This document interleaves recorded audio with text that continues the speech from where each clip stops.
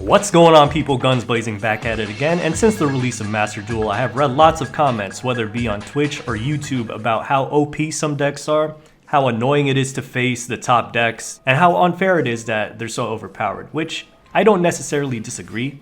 It's natural to feel overwhelmed when facing meta decks because it feels like they don't have a weakness, and whatever counterplay you run, they just play through it, and then they go on to make seemingly unbreakable boards with infinite negates. It feels like they have no weakness, but in reality, every deck has a weakness. Yes, even things like Drytron and Tri-Brigade. And the answer to beating any deck really is just counterplay such as hand traps and board breakers, and knowing exactly when to use them. And that's the key, knowing when to ash your nib. Because going second against these decks, you probably realize if you're a bonobo like me, that you can't just randomly ash the first card you see and hope it'll stop their entire turn.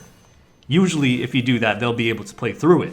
So how do you know when to play your hand traps? And at this point, I could give you the fish, which is telling you exactly which cards to negate, but that's not even good because what to negate depends on the situation actually. So instead, let me teach you how to fish. And what I do simply is learn the deck I'm trying to counter and play the deck I'm trying to counter. And I know some three heads right now are just gonna be like, oh, herp derp, yup, just play meta decks too.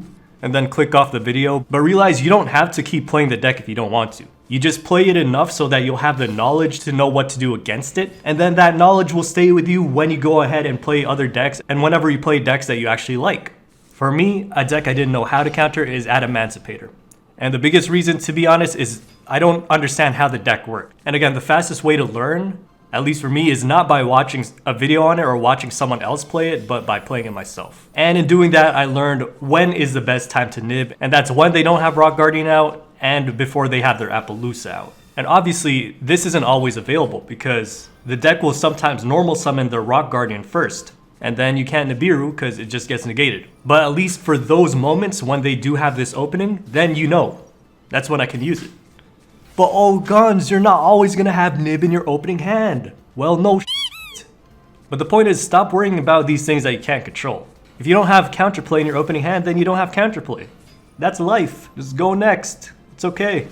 Another thing about it is sometimes you do have the counters, sometimes you did play it well and use it at the right times, and they'll still be able to play through it. Well, yeah, that's why some decks are considered overpowered for a reason. And we just hope to the Konami overlords that they'll consider that in the next ban list, whenever that will be for Master Duel. But in the meantime, we do what we can so we don't just have to insta-FF and get rolled by these meta decks. Here's another rock versus rock. We're both rock solid, and another perfect time to nib, which shuts down the whole turn. And also the flip side of it, where I get my Rock Guardian so he can't nib against me.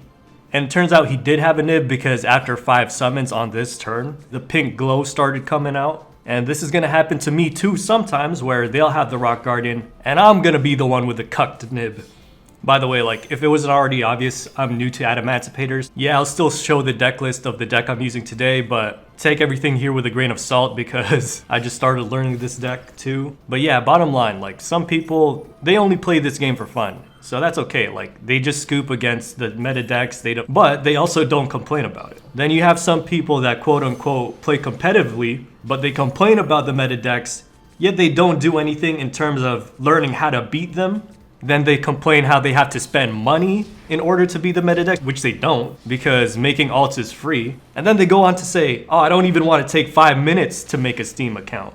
I shouldn't have to do that. And at that point, you're just being lazy and entitled, not to mention you're not doing anything for yourself. But anyways, as for Adamancipators, I'm not qualified to teach you how to play this deck move for move, because I'm still learning it. But I can give you tips on how I learn new decks. And one thing I like to do with combo decks like this is I'll go watch like 1 or 2 videos max. I don't like to do all my learning from videos, but there's 2 things in a video that I like to pick up to get me started, and that is just any standard deck list of the deck and what a turn 1 board ends on. So that way I know what the goals of the deck are going turn 1. But then I also have the fun of figuring out how to get there. And with a combo deck like this, it's not always linear, especially Adamancipators, because there is a very key RNG component in this deck where their main monsters excavate the top 5 cards of the deck, and based on what you excavate, that'll decide whether it extends your combo or not. So what are this deck's turn 1 goals? Well, usually you want to end on an Apollousa. It's gonna have like 2400 attack. And as I mentioned before, it's nice to have a Rock Guardian holding your hand as you get up to this point so that you can be nib proof. I think you can also sack your Rock Guardian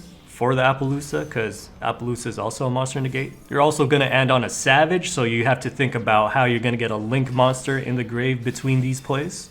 This version also includes a Union Carrier Buster Lock package, but here it gets a little scuffed because I didn't think about my Link arrow placement. But at this point, you can also have an IP Masquerena to go out into like a Nightmare Link on their turn.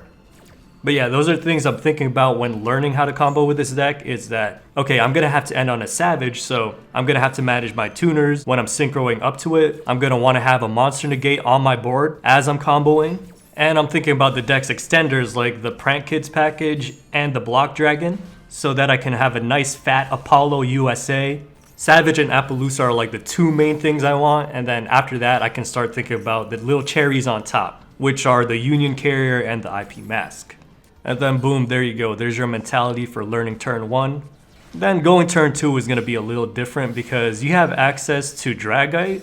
It gives you 1 bounce for each rock monster you find in your 5 excavate, and unfortunately for this guy it goes Raigeki Trunade. And by the way, this was such a scuffed duel on both sides. He had a nice Scythe Lock combo going on in his deck, but he negated it with his own Nightmare Griffin. Now going back to that deck learning strategy, I also did play Drytrons for a day to see what's up with it, because like usually when I face Drytron, it's always full combo. Or at least that's what it felt like. It felt like it was too consistent, too powerful. But in fact, the deck can have potential to brick. And it also has hands that are not necessarily a brick, but if you hand trap the right thing, it'll shut down their whole turn. But again, I wouldn't know this information if I didn't play Drytrons myself to know what the key cards are in the combo and what sucks to get negated as the Drytron player. So for example, getting your Fafnir negated, which is this card right here, would mean I don't get free rituals, plus I can't get another Drytron monster into the grave. So that's potentially big.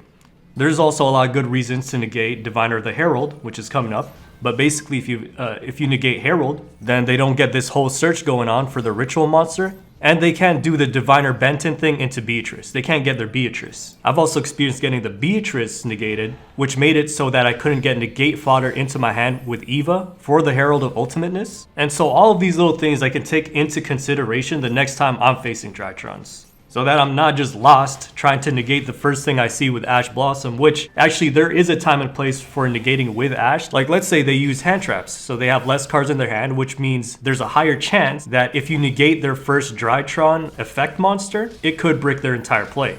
And that happens sometimes when they're going second and they use their Herald of Orange Light onto your stuff, which does end up being very costly for them. And the chances are high that if you have some counterplay for them, they won't be able to play through it anymore. But again, like that's not always the case, because they are top tier decks for a reason, and a part of that reason is because they do have the tendency to play through hand traps. But yeah, that's pretty much what I wanted to say for today. The sad thing is the people who have an improvement mentality will already be thinking of these things, and the people who have a complaining mentality, well, that's who I'm trying to get through to. But because I am trying to show people that there is something you can do about meta decks, even though it's not all the time, but at least you can do something besides sit and complain. Nice Dragite Trinate against a filthy full back row player here, feels good. So here's the deck I was using today. Again, I don't want to do a full profile on it until I really like refine it and learn the deck as well.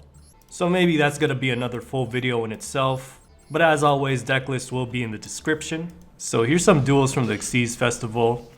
I actually didn't run into too many self-burn decks last night, and I heard they did something about it now, an emergency fix, but I didn't play any self-burn last night. I just stuck to my pure Leerless deck, which got max seed, so I'm going to use my triple attack, gain some knowledge of his hand, and shuffle the pot back into the deck. And I also saw he had an imperm, so I successfully baited him into using it on a normal summoned Wagtail.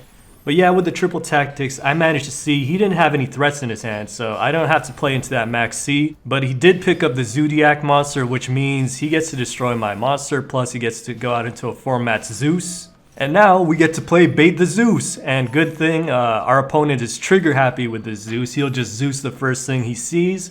And I have multiple ways to bait it out, and I'll save the canary, the barrel canary for the end in case he Zeus's this, and he does. So no more mats on the Zeus. What this means for us is we can safely barrel Canary, even pick up Slower Swallow. I'll use that as a pot of greed. Turn these into a Nightingale. I didn't really need to use a Slower Swallow for an extra mat, which would make it a 3 activation Zeus. I'm okay with just 2 activations because he has no cards left. I'm actually not going to Zeus on my turn. I'm just going to wait for his turn to see if he sets something. He does, so I send it. You notice I drew 2 cards instead of 1 in my draw phase, and that's because of the slower swallow. I was not hacking, and that picks me up even a pot. And so out of nowhere, I get to make myself a fat 7 mats Nightingale using, I think, 2 blues, and then a grave from the grave. So many slaps on this slapper. But I'm gonna go ahead and be that guy because I have a Zeus effect quest. And so I am not sending this Nightingale to the grave because of BM, but for my Zeus effect quest. And I also have a quest where I have to call by the grave on a Zeus, so that's another quest I had to do. No Capagio at all.